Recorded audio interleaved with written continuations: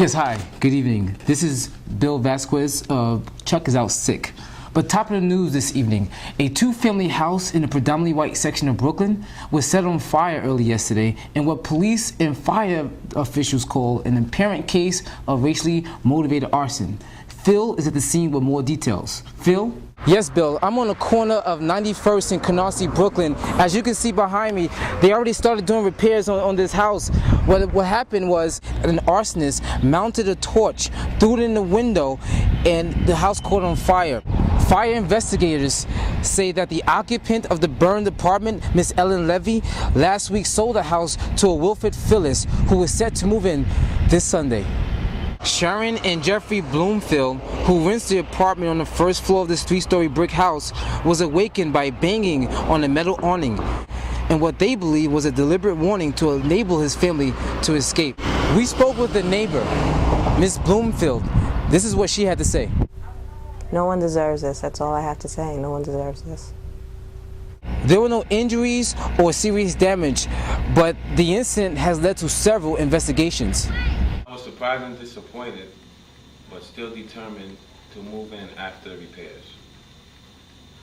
If they don't want me to live there, I'll sell if they pay my price. Other neighbors said that they have welcomed the Phillips to this neighborhood and that they were more afraid of the people who actually started the fire and then the black people living in this community.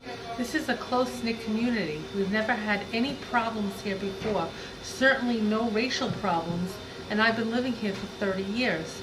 Personally, I feel that if a black person were to move next door, I mean, they're people too, I'm willing to live next door to them. This is Phil reporting. Wait a minute, Phil. Has there been any arrest? No, Bill. No arrest has been made at this time. This is Phil from Canarsie, Brooklyn. Back to you, Bill. Thank you, Phil. Some human rights officials are in public support of Mr. and Mrs. Phillip and say that race discrimination remains pervasive in New York City's real estate industry and in its housing patterns. Scott has more details. Scott? Thank you, Bill.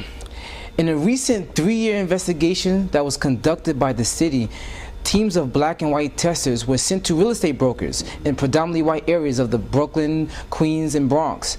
This intent was to see if the testers who posed as having similar incomes were treated the same. The results were conclusive.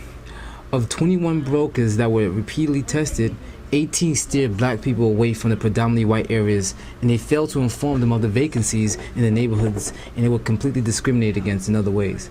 9 times white testers were sent to real estate agents in Canarsie.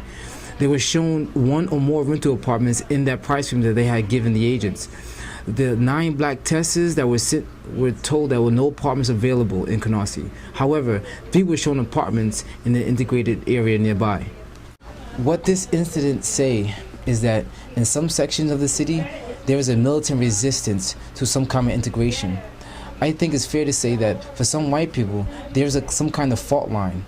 And if a black person crosses that boundary, they do so at their own risk. Yes, some witnesses say that the decline to the fair housing is probably a result of the anonymous phone calls that was received by many real estate offices threatening to bomb their offices if they were to sell to black families. Well, this is Scott reporting live, downtown Brooklyn. Back to you, Phil, in the newsroom. Thank you, Scott. Well, in other news, more after these messages. Thank you. Yes, other neighbors said that they welcomed the Phillips to this house. What's his name? Phil, right? Yeah. Back to you, Phil, in the newsroom. Oh, I'm sorry. I gotta do it again. Wait, stop it. Yes. News 3. Back to you, Phil. I'm sorry, back to you, Bill. But let me just do that whole segment over again. This is Phil from Canarsie, Brooklyn, reporting live. Back to you, Phil, in the newsroom.